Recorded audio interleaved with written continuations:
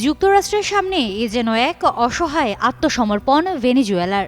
নিজ দেশের মাটি থেকেই দেশের প্রশাসন ও নিরাপত্তা ব্যবস্থাকে পাশ কাটিয়ে প্রেসিডেন্ট নিকোলাস মাদুরোকে স্ত্রীসহ তুলে নিয়ে গেল মার্কিন সামরিক বাহিনী। একটি স্বাধীন রাষ্ট্রের প্রেসিডেন্টকে কার্যত অপহরণ করে নেওয়ার এই ঘটনা ভেনেজুয়েলার সার্বভৌমত্বকে বিশ্ব দরবারে চরম প্রশ্নের মুখে দাঁড় করিয়েছে। এমন প্রেক্ষাপটে এখন আন্তর্জাতিক মহলে ঘুরপাক খাচ্ছে একটাই প্রশ্ন, এই শূন্যতায় ভেনেজুয়েলার ক্ষমতার ভার কাকে তুলে দিতে চাইছেন মার্কিন প্রেসিডেন্ট ডোনাল্ড ট্রাম্প?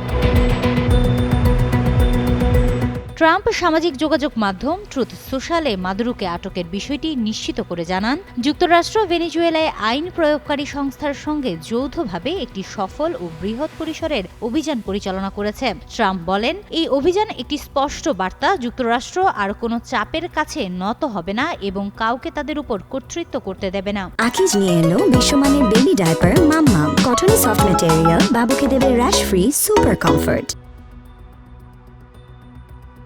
মাদুরোকে আটকের পর ভেনেজুয়েলার ক্ষমতার নিয়ন্ত্রণ কার হাতে যাবে তা নিয়ে শুরু হয়েছে নানা সমীকরণ। ফক্স নিউজকে দেওয়া এক সাক্ষাৎকারে ট্রাম্প বলেন, বর্তমানে নরওয়েতে অবস্থানরত বিরোধী নেতা মারিয়া করিনা মাচাদোকে দেশটির নেতৃত্বে আনার বিষয়ে তার প্রশাসন ভাবছে, যদিও এ বিষয়ে এখনই কোনো চূড়ান্ত সিদ্ধান্ত হয়নি।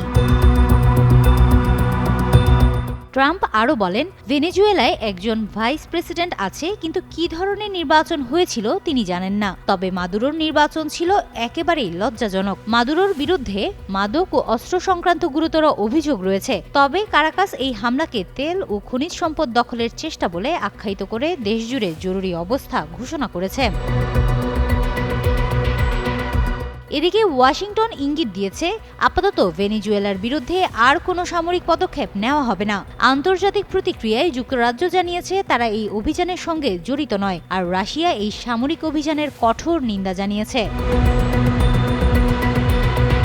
হিমাতুল জান্নাত, যুগান্তর নিউজ।